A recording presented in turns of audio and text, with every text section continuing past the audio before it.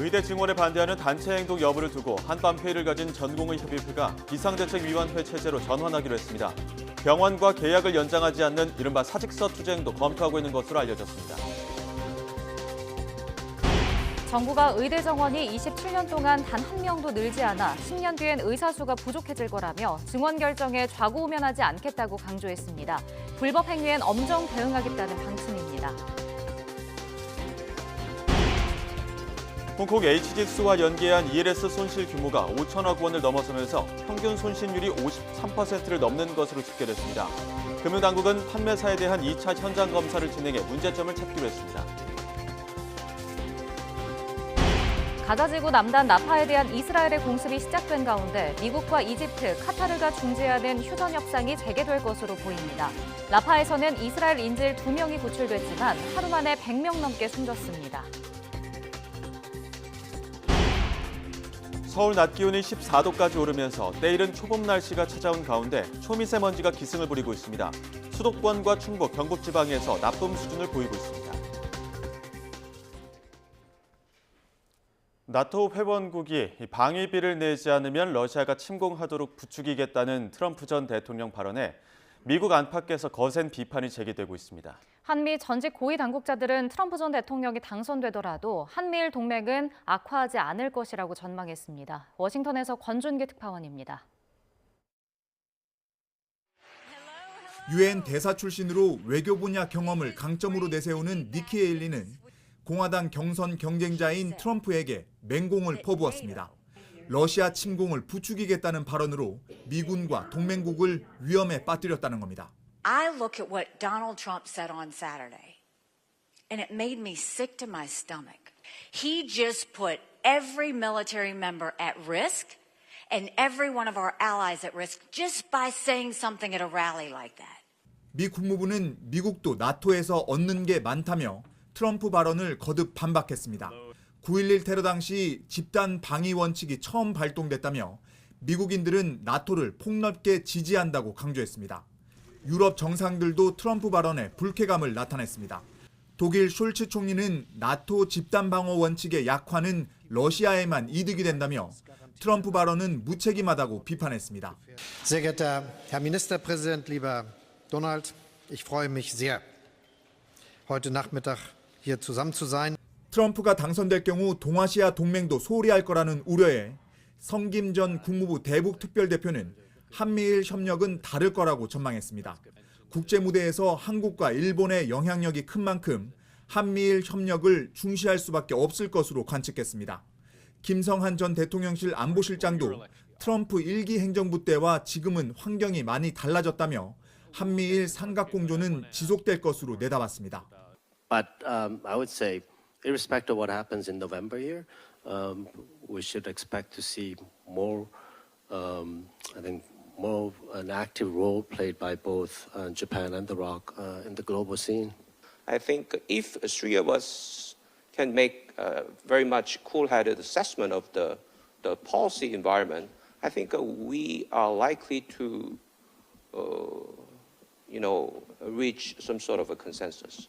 백악관은 바이든 행정부의 인도태평양 전략으로 많은 진전이 있었다며 한미일 삼각 협력을 강화하고 한반도에서의 역량을 끌어올린 점을 성과로 내세웠습니다. 워싱턴에서 YTN 권준기입니다.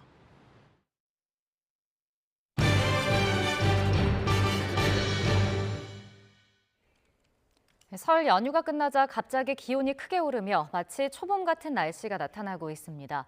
봄 날씨 속에 중부지방은 초미세먼지 농도가 나쁨 수준까지 올라 주의가 필요합니다. 취재기자 연결해 기온과 미세먼지 전망 알아보겠습니다. 김민경 기자. 네, 김민경입니다. 네, 아직 2월 중순인데 3월 하순에 초봄 기온을 보인다고요?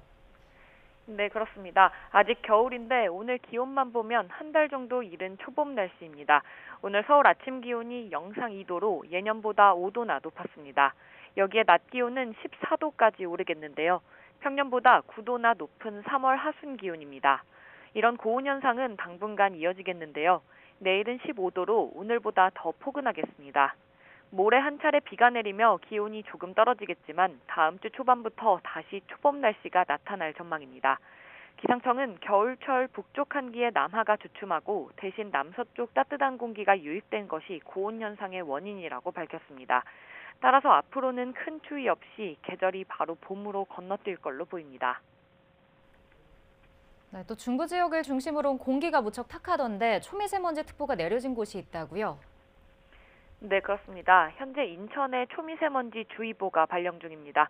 그 밖에도 수도권과 강원, 충북, 경북 지역의 하늘이 답답합니다.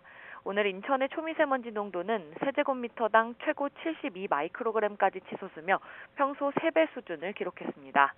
다른 지역도 경기와 대구 45 마이크로그램, 서울 43 마이크로그램, 강원 42 마이크로그램 등 대기질이 나쁨 단계를 보이고 있는데요. 대기가 정체하며 어제부터 미세먼지가 계속 쌓인 데다 중국발 스모그가 유입됐기 때문입니다. 노약자나 호흡기 질환자는 외출을 자제하고 외출해야 한다면 KF80 이상 보건용 마스크를 착용해야 합니다. 다만 밤부터는 대기 확산이 원활해지면서 미세먼지가 점차 해소될 걸로 보입니다. 지금까지 문화생활과학부에서 YTN 김민경입니다. 정부와 의료계 갈등이 일촉즉발 상태입니다. 정부의 의대 정원 확대 방침에 의료계 반발이 커지고 있는데요. 의사협회는 단체 행동을 예고한 상황이고 전공의협의회도 비상대책위원회로 전원했습니다. 화면 함께 보시죠. 대한전공의협의회 어젯밤 9시부터 오늘 새벽 1시까지 온라인 임시 대의원 총회를 열었습니다.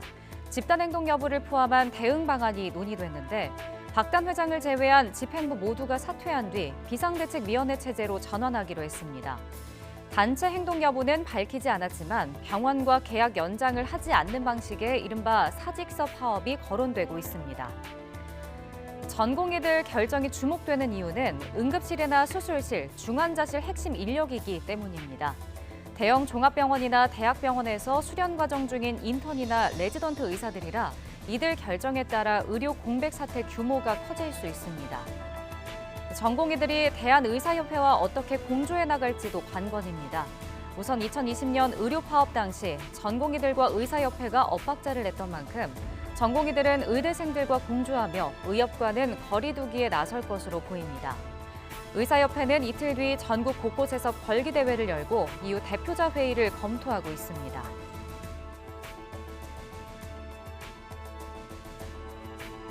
지역별 벌기대회 진행할 겁니다. 대한민국 의료 시스템을 걱정하는 모든 분들과 함께 국민들에게 알리고 정부에 강력한 저항을 할 겁니다. 정부는 현재까지 집단행동 표명이 없어서 다행이라면서도 상황을 예의주시하고 있습니다. 환자 곁을 지켜달라며 단속에도 나섰는데요. 직접 들어보겠습니다. 집단 행동에 나서겠다는 입장 표명이 없는 점 다행스럽게 생각합니다. 전공의들은 환자 곁을 지켜주시는 결단을 내려주길 당부드립니다.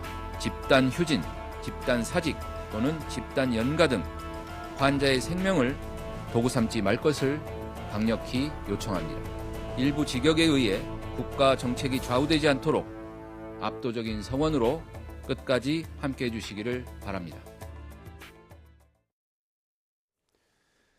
국민의힘이 서울 중성동을을 포함해 공천 신청자가 몰린 지역에 대한 인력 재배치를 검토하고 있습니다. 정영환 공천관리위원장은 오늘 서울 여의도 당사에서 기자들과 만나 같은 지역에 중요 인력이나 지원자가 몰린 경우엔 재배치를 통해 총선 승리를 노려야 할 것 같다고 말했습니다. 정 위원장은 또 일각에서 거론되던 인유한 전 혁신위원장의 총선 차출 가능성에 대해선 가족이 반대하고 있는 것으로 안다고 밝혔습니다. 더불어민주당 이재명 대표가 오는 4월 총선에 출마하는 일부 선배, 중진급 예비 후보들에게 최근 직접 연락해 사실상 불출마를 당부하는 등 인적 쇄신 행보에 나선 것으로 확인됐습니다. 민주당 핵심 관계자는 오늘 국회에서 기자들과 만나 이 대표가 국민 눈높이에 맞는 정치 쇄신 의지가 강하고 이른바 올드보이 청산 의지도 있다며 이런 의지를 실행에 옮긴 것으로 보인다고 밝혔습니다. 이 관계자는 특히 이 대표가 친명 후보들조차도 정치 쇄신 대상자로 삼고 소통한 것으로 보인다며 문 전 의원은 대선 때 정무특보단장으로 활동하는 등 친명 정치인으로 분류된다고 강조했습니다. 총선에서 운동권 청산을 내세운 국민의힘과 검찰 독주를 막겠다는 더불어민주당, 연일 비판 공세를 이어가고 있는데요. 이젠 한동훈 비상대책위원장과 홍익표 원내대표 사이에 때 아닌 룸사롱 공방까지 벌어졌습니다. 들어보시죠. 민주당이 꼭 하면 이러잖아요. 어떤 국뽕 정치를 하기 위해서 일본, 친일파, 독립운동 이런 이미지를 자꾸 차용하지 않습니까? 본인들하고 굉장히 안 어울린다는 말씀을 드리고 싶습니다. 그분들이 돈 봉투 돌리고 재벌한테 뒷돈 받고 룸사롱 가서 여성 동료에게 쌍욕했습니까? 그런 분들은 아니잖아요. 갖다 댈 걸 갖다 대야지. 저는 국민들에 대한 예의가 아니라고 생각합니다. 그 민주화운동 했던 사람들이 룸싸움을 많이 갔으니까 정치검찰들이 룸싸움을 많이 갔습니까? 쌍욕은 더 이상 얘기 안 하겠습니다. 윤석열 대통령의 동영상으로 그 쌍욕은 잘 드러났습니다. 돈봉투 주고받고 룸사롱 드나들고 쌍욕 잘하는 그 기준으로 보면 윤석열 대통령과 그 한동훈 비대위원장을 포함한 정치검사 그 일당들이 정치권의 청산대상 1순위입니다. 원내 교섭단체 20석 이상까지 바라본다는 이준석 대표. 연휴 내내 단합을 강조하면서 지지층을 끌어안는 모습이었는데요. 하지만 그간 젠더, 소수자 이슈에서 갈등을 빚어온 류호정 전 정의당 의원까지 한 지붕 아래 모이게 되면서 이번엔 정체성 시비가 일고 있습니다. 연일 이준석 대표와 각을 세우고 있는 장해찬 전 국민의힘 최고위원도 강한 어조로 개혁신당을 비판했는데요. 못 먹는 음식을 섞어놓은 것 같다며 정체성을 설명하는 게 불가능해졌다고 말했습니다. 이 지금 개혁신당은 말이 잡탕밥이지 사실상 뭐라고 해야 될까요? 못 먹는 음식들 섞어놓은 것 같아요. 왜냐하면 이 당의 정체성을 한 문장으로 설명하는 게 불가능합니다. 그런데 정당이라는 것은 비슷한 이념을 가진 분들이 모여서 국민들께 설득을 하는 결사체인데 이 제3지대가 늘 그래왔지만 이번에는 좀 정도가 심할 정도로 뭐 말이 좋아서 다양한 이념이지 아예 생각이 다른 분들이 그냥 총선 때문에 억지로 뭉쳐있거든요. 소위 말해 페미니즘적 성향을 가진 금태섭, 유호정 이런 분들과 안티페미로 이때까지 인기를 끌었던 이준석 전 대표가 여성 정책이나 뭐 군대 관련된 정책으로 합의를 보는 게 가능할까? 이준석 공동대표도 이 같은 비판이 신경 쓰이는 모습입니다. 다원주의 정당이 돼야 한다면서도 비례대표 명단에 류호정 전 의원의 생각이 반영될 가능성은 없다며 선을 긋기도 했는데요. 오늘 아침에는 개혁신당에 합류한 이상 생각이 어떻게 달라졌는지 스스로 밝혀야 한다고 강조했습니다. 저는 이런 생각입니다. 저희가 이제 개혁신당을 중심으로 한 합당이었기 때문에 이게 개혁신당에 합류하기로 마음을 먹으신 정치인들께서는 개혁신당 당원과 지지자들의 표를 얻기 위해 가지고는 결국 내가 생각이 과거에 비해서 무엇이 바뀌었는지, 그리고 예를 들어 이준석 욕했던 사람도 많고 그런데 왜 내가 합류를 결심하게 됐는지 이런 것들에 대해 가지고 본인들이 밝혀야 되는 거거든요. 저희가 지금 뭐 합당하는 과정 중에서 저희가 개개인을 찾아다니면서 그런 것을 해달라고 할 수는 없는 상황이었고요. 다만 이분들이 합류해가지고 활동을 하시거나 아니면 뭐 공천을 받거나 아니면은 지지자와 당원들의 그런 사랑을 받으려면은 그분들이 해야 되는 절차인데 그분들이 그 절차를 하지 않고 단순히 그냥 당정만 가졌다고 해서 당원들의 마음과 표를 받을 수는 없을 겁니다. 한편 민주당은 여전히 계파 갈등을 우려하는 목소리가 나오고 있죠. 이런 가운데 임종석 전 비서실장의 서울 중성동갑 경선 여부도 여전히 뇌관으로 남아있는 상황인데요. 민주당 고민정 최고위원은 임종석 전 비서실장에 대한 험지 출마 요구에 대해 임 전 실장이 빠지면 그 자리를 지키는 게 가능하냐고 반문했습니다. 단순히 문재인 정부에서 핵심적으로 일했던 사람이니까 안 돼. 라는 이유로는 안 된다는 겁니다. 그건 마찬가지로 친명계에서 가장 전투적으로 싸웠던 사람이기 때문에 안 돼. 이것도 안 되는 거죠. 그 지역에서 어떤 사람이 가장 여당하고 싸웠을 때 경쟁력이 있느냐. 저는 그게 단연 1번, 2번, 3번을 차지해야 된다고 생각합니다. 이분들이 어디로 가든 그 이제 공관위에서 결정을 할 텐데 빠진 그 자리가 그러면은 수성이 가능하겠느냐. 지켜야 되지 않습니까? 지키지 못하고 하나를 가지면 그거는 그냥 또 제로 베이스가 되잖아요. 내 거를 지키고 하나를 더 가져올 수 있는 전략을 취해야 되는데 과연 그 전략이 맞냐는 것을 자꾸 얘기를 드리는 겁니다. 임종석 전 비서실장을 향해 성동에 등기 쳤냐며 용산 정도는 가야 한다던 김지호 민주당 당대표실 정무조정부실장. 최근 이재명 대표가 통합과 단결을 강조한 탓일까요? 임 전 실장은 당에서 투자를 많이 한 분이라며 절대 공천 등에서 불이익을 당할 일 없다고 말했습니다. 들어보시죠. 제가 딱 용산을 지칭한 게 아니라 네네. 거기도 이제 뛰고 계신 우리 당 그러니까요. 후보들이 아까 계시니까 설명해 주셨던 그 말씀드린 거고요. 이제 굉장히 존경하는 선배님이고 어떻게 보면 당에서 이분이 국회의원 2번 하고 사무총장 하시고 서울부시장 어떤 대통령 비서실장 정도 했으면 민주당 당원이나 당 입장에서는 투자를 엄청 많이 하신 분이에요. 네. 투자를 많이 했기 때문에 뭔가 좀 어떤 이번 선거에 큰 데 가서 승부를 보고 그런 걸 가지고 진짜 당내에서 큰 정치인으로 다시 거듭나기를 바라는 면에서 말씀드린 거고요. 우리 임종석 실장님하고 정말 친한 그 한병도 의원이라고 있어요. 예. 우리 당의 전략기획위원장님이세요. 네. 전략기획위원장님이 같이 청와대에서 근무했는데 무슨 불이익을 당하겠습니까? 경기가 수출을 중심으로 회복되고 있지만 민생 경제는 여전히 어려운 올해 국세청이 세무조사 규모를 지난해 수준인 14,000건 정도로 유지하기로 했습니다. 국세청은 대신 불법 사금융과 주가 조작, 다단계 판매 등 민생 안정을 해치는 폭리 탈세 대응에 역량을 집중하고 공유 숙박, 중고거래, 유튜버들의 외환 거래 자료도 확보해 신종 탈세에 대응할 예정입니다. 정부가 대학생 학비 부담 완화를 위해 국가장학금 지원 대상을 대폭 확대할 방침입니다.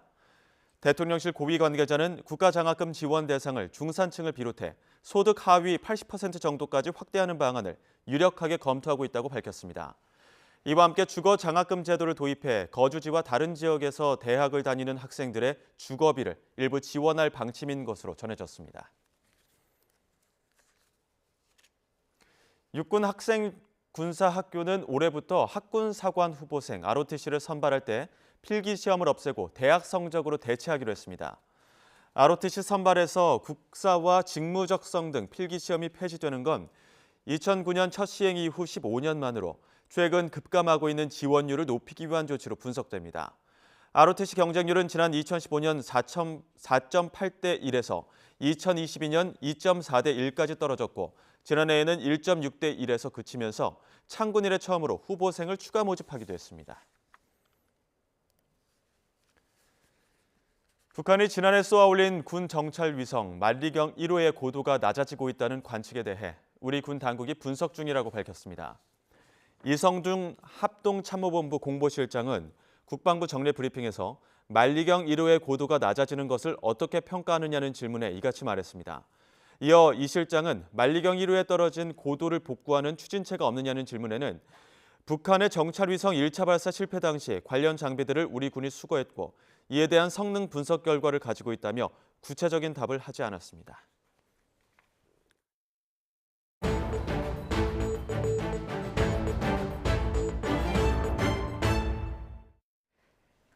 극장과 대목으로 꼽히는 설 연휴, 다양한 영화들이 쏟아졌지만 관객 수는 지난해보다 감소한 것으로 나타났습니다.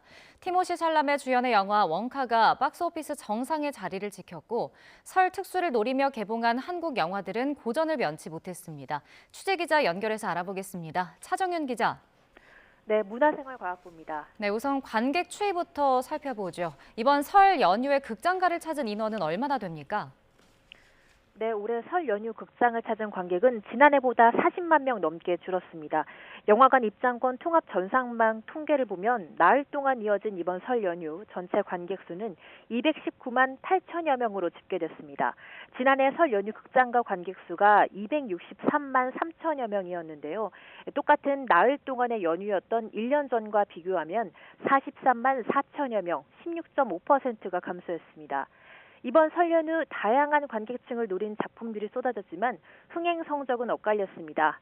압도적인 승리를 거둔 작품은 배우 티모시 샬라메의 주연 뮤지컬 영화 원카입니다. 설 연휴 기간 내내 박스오피스 1위를 지키며 나흘 동안 75만여 명을 동원했고 어제까지 누적 관객 수는 181만 3천여 명을 기록했습니다. 지난달 31일 개봉 이후 13일째 정상의 자리를 지키며 독주를 이어가는 모습입니다. 네, 그런가 하면 우리 영화는 기대에 못 미치는 것 같은데 흥행 성적 어땠습니까? 네, 설 연휴를 노리며 지난주 나란히 개봉했던 한국 영화 3편은 아쉬운 성적을 거뒀습니다. 오스카의 여왕 배우 윤여정이 미나리 이후 4년 만에 국내 복귀작으로 화제를 모았던 영화 도그데이즈는 연휴 기간 20만여 명을 모아 박스오피스 4위에 올랐습니다. 배우 조진웅, 김희애 주연의 데드맨이 14만 1천여 명, 팔순 배우들의 연기 내공이 빛을 발한 소풍은 13만 6천여 명을 모으며 각각 5위와 6위에 머물렀습니다. 박스오피스 2위는 배우 라미란, 여메란 등 여배우들의 호흡이 돋보였던 시민더키입니다. 지난달 24일에 개봉했지만 설 연휴 45만 8천여 명을 모으며 신작들의 공세에 밀리지 않는 저력을 보여줬습니다. 또 이승만 전 대통령의 생애와 정치를 조명한 다큐멘터리 영화 건국전쟁도 설 연휴 23만 6천여 명이 관람해 3위에 올랐습니다. 다큐멘터리 영화로서는 이례적인 성적이라는 평가를 받고 있습니다. 네, 사회적 거리두기가 해제된 지 1년이 넘었지만 서울의 봄 이후에 마땅한 흥행작이 없는 것 같은데요. 이건 어떻게 해석해야 할까요? 네, 이번 설 연휴 극장가의 고전 이유로 OTT 플랫폼이 콘텐츠의 주요 시청 매체가 됐기 때문이라는 분석이 나옵니다. 이미 우리 국민의 절반 이상이 OTT 서비스를 유료로 구독하고 있고 극장에서 영화를 보기보다는 집에서 콘텐츠를 즐기는 풍토가 자리 잡았다는 겁니다. 특히 이번 설 연휴 대목을 노리고 개봉한 한국 영화들이 100억 규모 이하의 중소 영화들인데요. 대규모 제작비가 들어간 대작이라고 할 만한 작품이 없었다는 점도 관객 수 감소에 영향을 미쳤다는 해석입니다. 하지만 국내외 대작들과 평단의 호평을 받은 작품 등 앞으로 눈여겨볼 작품들이 많습니다. 오는 22일 배우 최민식, 유해진, 김고은 주연의 오컬트 미스터리 영화 파묘가 개봉합니다. 파묘는 이번 주 열리는 베를린 영화제 포럼 섹션에 공식 초청되면서 평단과 관객들의 관심을 동시에 받고 있습니다. 아울러 영화 듄에 미친 자, 이른바 듄친자라는 신조어를 만들어내며 두꺼운 팬층을 확보한 영화 듄의 속편도 2월 말 개봉됩니다. 다음 주 티모시 샬라메, 젠데이아 등 할리우드 대세 배우들이 영화 홍보 일정으로 한국에 방문하며 국내 관객 잡기에 나섭니다. 또 아카데미 후보에 오르며 작품성을 인정받은 영화들도 3월 줄줄이 개봉을 앞두고 있습니다. 파격 연기를 선보인 엠마 스톤 주연의 가여운 것들과 한국계 감독 셀린송 감독이 연출한 테스트 라이브즈가 3월 6일 같은 날 동시에 개봉합니다. 지금까지 문화생활과학부에서 전해드렸습니다. 코로나 팬데믹 이후 공연계가 되살아나며 인기 공연마다 암표가 극성을 부리고 있습니다. 가수와 기획사들이 저마다 암표와의 전쟁에 나선 가운데 콘서트 전 좌석을 NFT, 즉 복제와 교환이 불가능한 토큰 형태로 판매한 사례가 등장했습니다. 이 디지털 기술이 어떤 방식으로 암표 거래를 차단하는지 나연수 기자가 취재했습니다. 표도 전쟁으로 불리는 가수 임영웅의 콘서트 티켓 500만 원. 한류 스타 블랙핑크의 타이완 공연 티켓은 현지에서 1,700만 원에 판매되기도 합니다. 이처럼 팬데믹 이후 공연계에서는 원래 표값에 최대 수십 배 웃돈을 얹은 암표가 극성입니다. 신고 건수는 2년 사이 12배 가까이 폭증했습니다. 기획사 자체 모니터링에 포상 티켓을 건 암행어 사제까지 등장했지만 암표 거래를 뿌리 뽑긴 역부족입니다. 지난달 암표 문제로 공연을 전면 취소했던 가수 장범준 씨는 이번 달 공연을 다시 준비하면서 아예 전 좌석을 NFT 티켓으로만 판매했습니다. NFT, 즉 대체 불가능 토큰은 블록체인 기술을 바탕으로 전송과 재거래를 차단할 수 있을 뿐만 아니라 필요한 부가 기능을 얹을 수 있습니다. 본인 인증을 바탕으로 추첨에 들어갔고 추첨을 바탕으로 저희가 공정하게 선발을 했기 때문에 이제 암표상들이 막 매크를 돌려서 동시에 막 몇천 개씩 가져가는 이런 형태는 애초에 차단이 됐습니다. 장 씨에게 협업을 제안한 카드사는 지난해 같은 방식으로 사흘간 문화 행사를 진행했습니다. 예매부터 입장까지 단일 플랫폼을 활용해 고객 편의성까지 높일 수 있었다고 말합니다. 공연뿐만이 아니라 저희가 향후 진행할 전시나 아니면 더 다른 문화 행사들에도 조금 더 다양한 NFT 솔루션을 적극적으로 도입해서 더 안전하고 더 고객들이 편리한 입장 경험을 느끼실 수 있게 진행을 해보려고 하고 있습니다. 다만 일각에서는 NFT 기술이 소유권만을 확인해 줄 뿐 개인정보 도용 등의 편법에는 여전히 취약하다고 지적합니다. 또 디지털 기기 사용이 서툰 고령층 등의 접근성을 떨어뜨리고 문화 소외를 부추길 수 있다는 우려도 나옵니다. YTN 나연수입니다. 얼마 전 네덜란드 전 총리가 93세의 나이로 세상을 떠났습니다. 66년을 해로한 동갑 부인도 같은 날에 죽음을 맞이했는데요. 각각 뇌출혈과 합병증을 앓았던 두 사람이 동반 안락사를 하며 유럽에서 다시 안락사가 조명되면서 논쟁이 이어지고 있습니다. 이 안락사는 보통 세 가지로 나뉘는데요.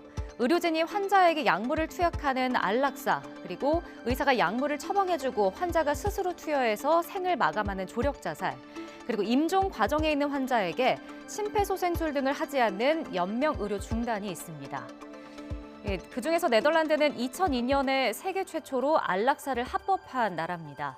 환자의 고통이 극심하고 치료에 가망이 없고 또 죽고 싶다는 의지를 명확하게 밝히는 등 6가지 기준이 충족될 경우에 안락사를 하고 있습니다.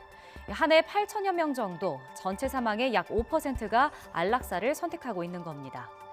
네덜란드와 비슷한 수준으로 안락사를 허용하는 다른 나라들도 있습니다. 벨기에나 룩셈부르크, 스페인 등이 있는데 역시 엄격한 기준을 적용하고 있습니다. 또 조력 자살만 허용하는 국가로는 스위스를 포함해 캐나다와 미국, 일부주, 그리고 이탈리아 등이 있습니다.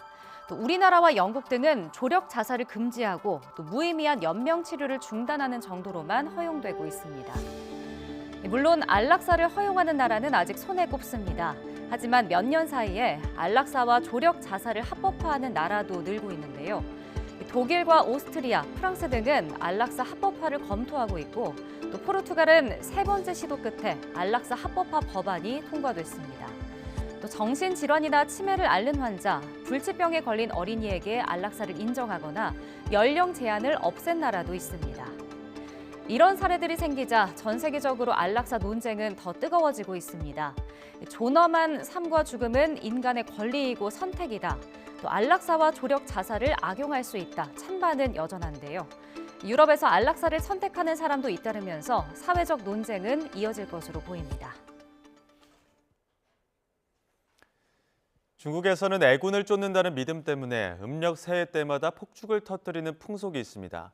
올해 춘절엔 폭죽 규제 완화 분위기 속에 화재와 폭발 사고 등이 끊이지 않고 있습니다. 베이징 강정규 특파원입니다. 어린이 셋이 맨홀에 무언가를 집어넣자 폭발이 일어납니다. 장난삼아 빠뜨린 폭죽이 하수도에 가득 찬 메탄가스를 터뜨리며 일어난 사고입니다. 我飞了7、8个，今个起来，那个小朋友应该都炸飞了，鼻子里都在流血。 아파트 단지 안에서 쏘아올린 폭죽이 고층 창문에 꽂힙니다. 결국 화재로 이어진 춘절 불꽃놀이. 집안에 쌓아둔 폭죽에 미리 불이 붙어 난리가 난 사례도 있습니다. 시골집 마당에선 불꽃놀이에 놀란 개가 폭죽을 물고 뛰쳐나갑니다. 가족을 지키려고 위험을 무릅쓴 것 같은데 폭죽이 사방으로 터지면서 되려 아수라장이 돼버렸습니다. 새해 애군을 쫓기 위해 터뜨리는 폭죽에 유네스코 문화유산인 푸젠성 투로우도 소실됐습니다. 是小孩子放烟花着了吗？ 중국은 이런 화재 위험과 매연 때문에 불꽃놀이를 금지해 오다가 지난해 12월 규제를 완화했습니다.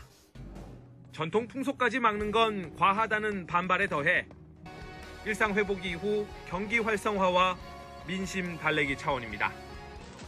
다만 지역별로 폭죽 규정이 달라서 강 하나를 사이에 두고 딴 세상이 펼쳐지기도 합니다. 이런 이유로 춘절 불꽃놀이 원정이나 단속경찰과 추격전 등이 새로운 풍속도로 자리 잡고 있습니다. 베이징에서 YTN 강정규입니다. 가상화폐 대장주 비트코인이 현물 ETF를 통해 매수세가 계속 유입되면서 26개월 만에 5만 달러를 돌파했습니다. 인공지능 AI 대장주 엔비디아는 22년 만에 아마존의 시가총액을 제치고 시총 2조 달러 돌파도 눈앞에 뒀습니다. 이종수 기자입니다. 미 가상화폐 거래소 코인베이스에 따르면 비트코인이 미국 동부 시간으로 12일 낮 12시 26분에 5만 24달러 6,663만 원에 거래됐습니다. 비트코인 5만 달러 돌파는 2021년 12월 이후 처음입니다. 22개월 만에 5만 달러를 넘어선 것은 지난달 10일 승인된 비트코인 현물 상장지수 펀드 ETF에 힘입었습니다. 신규 자금 대거 유입이 기대됐던 현물 ETF를 통해 최근 매수세가 계속 유입됐기 때문입니다. So I think it's another key step forward in the development of what is still by far the youngest, smallest and most retail investor dominated of all the asset classes. 한편 인공지능 AI 대장주 엔비디아가 22년 만에 아마존의 시가총액을 추월했습니다. 뉴욕 증권거래소에서 엔비디아는 현지 시간 12일 오전 10시 50분 한 주에 737달러 선에서 거래되면서 시총이 1조 8,200억 달러로 불어났습니다. 이러면서 1조 8,100억 달러를 기록한 아마존을 제쳤습니다. AI 반도체 시장에서 점유율 80%를 기록하고 있는 엔비디아는 시장 예측을 뛰어넘는 매출과 이익을 내놓으며 반도체 기업으로는 최초로 지난해 5월 말 시총 1조 달러를 돌파했습니다. So I've been doing this job over 15 years. I've never seen at least a near-term beat quite of that scale, especially for a company that is as large as NVIDIA is. 올해에만 주가가 47%, 지난 1년 동안 223% 급등한 엔비디아는 현재 수준에서 10%가량 상승해 810달러 수준에 이르면 애플과 마이크로소프트, 알파벳에 이어 역대 네 번째로 시총 2조 달러를 넘어서게 됩니다. YTN 이종수입니다. 오늘 새벽 2시쯤 경기 가평군 송산터널을 달리던 승용차가 벽을 들이받고 뒤집히는 사고가 나 차량 화재로 20대 운전자가 다쳤습니다. 소방과 경찰은 졸음 운전 때문에 사고가 발생한 것으로 보고 운전자를 상대로 정확한 사고 원인을 조사하고 있습니다. 경찰용 수갑을 차고 거리를 배회한 10대 남성이 경찰에 붙잡혔습니다.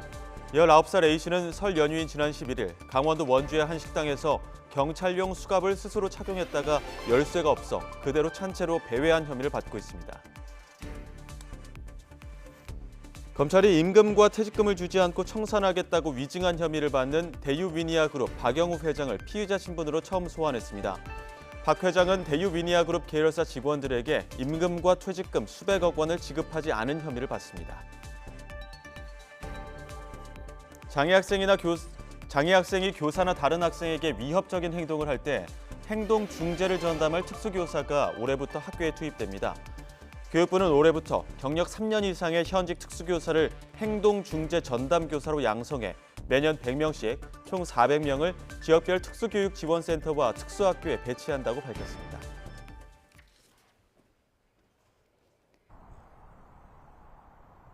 때이른 초봄 날씨가 찾아왔습니다. 따뜻한 남서풍이 불어들면서 기온을 크게 끌어올렸기 때문인데요. 현재 서울 기온은 12.5도까지 올랐는데 어제 같은 시각보다 무려 5도나 높은 기온입니다.